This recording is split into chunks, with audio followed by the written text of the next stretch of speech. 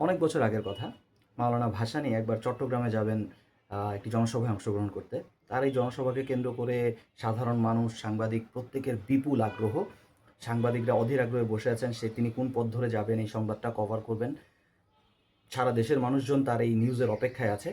তো মাওলানা আব্দুল হামিদ খান ভাসানী চাচ্ছিলেন না তার নিরাপত্তার স্বার্থেই হোক বা যে কোনো কারণেই হোক, তিনি চাচ্ছিলেন জনসভার আগে কোনো ধরনের সংবাদ তাকে নিয়ে প্রচার না হোক বা তিনি এক্সপোজড হতে চাচ্ছিলেন না। তো কিন্তু সারা দেশের সাংবাদিকরা তো তার পিছনে।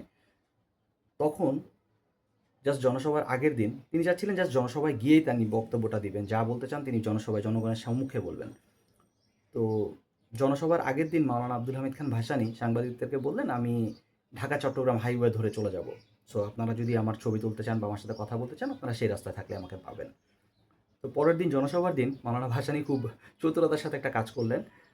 তিনি ভেঙে ভেঙে গ্রামের ভিতর দিয়ে ঢাকা চট্টগ্রাম হাইওয়ে ইউজ না করে অন্য রাস্তা ইউজ করে সে চট্টগ্রামে পৌঁছে গেলেন এবং যথাসময়ে জনসভায় অংশগ্রহণ করে তার জনগণের উদ্দেশ্যে বক্তব্য দিলেন।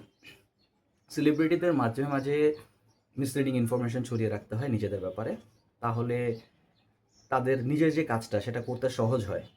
মিসলিডিং ইনফরমেশনটা না ছড়ালে হয়তো তারা যথাসময়ে যথাযথভাবে কাজটা করতে পারবে না।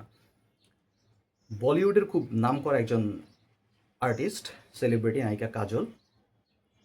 কাজলের বিয়ের প্রোগ্রামের ঘটনাটা অনেকটা এরকম।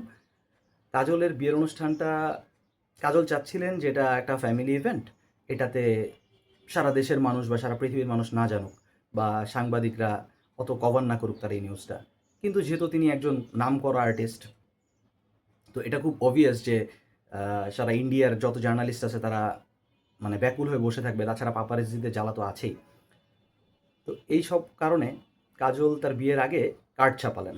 কার্ড ছাপিয়ে সাংবাদিকদেরকে বললেন যে আমি ওই দিন এই সেন্টারে বা এই মণ্ডপে বিয়ে করছি, সো আপনারা সকলে আমন্ত্রিত। তো ঠিক ওই দিন ওই সময়ে ওই মণ্ডপে গিয়ে সাংবাদিকরা গিয়ে দেখছেন যে ওখানে আসলে কেউ নেই, হল ভাড়া করে রেখে দিয়েছে, বাট ওখানে কাজলের বিয়ে হচ্ছে না। ঠিক ওই মুহূর্তে কাজলের বিয়ে হয়ে গেছে অন্য একটি সেন্টারে।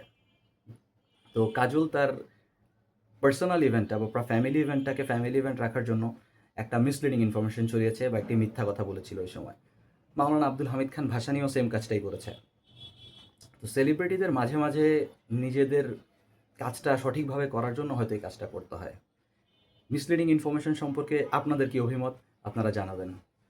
আর যদি ভালো লাগে কন্টেন্টটা শেয়ার করবেন, লাইক কমেন্ট করবেন। ধন্যবাদ।